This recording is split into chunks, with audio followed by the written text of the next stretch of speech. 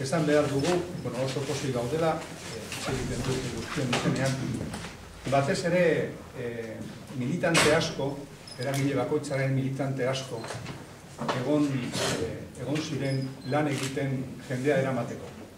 Azpimarratu behar dugu, gure alternatiba plazaratzerakoan, gure ideia plazaratzerakoan oztopo izugarriak ditugula,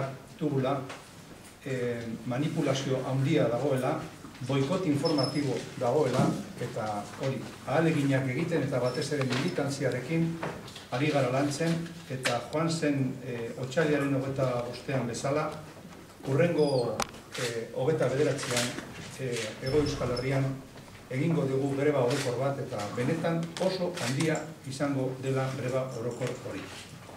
Guk esaten diogu Euskal Herriaren langileari eta Euskal Herriko gizarteari esan behar diogu arrazoi sendoak ditugula greba orokor bat konbokatzeko. Eta benetan esaten dugu oso beharrezkoa dela, eta nik esango nuke 3 arrazoiengatik. Bat, ezetz borobil handi bat esateko. Ezetz esateko egiten dituzten erreformei eta egiten dituzten murrizketei.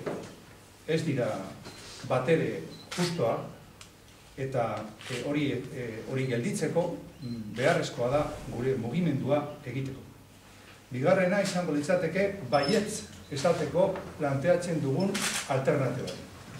Alternatiba egon badago, aspalditik ari gara lantzen esparru sozialean eta esparru sindikalean alternatiba bat, eta baietz esateko alternatiba hori egin behar dugu greba orokor hori. Eta 3. arrazoia da, militante asko daude esparru desberdinetan lanean, eta arnasa behar dugu, gure militantzia arnasa behar du aurrera jarraitzeko esparru hori desberdinetan, esparru sindikalean eta esparru sozialean aurrera eramateko egiten dugun lan. Decía que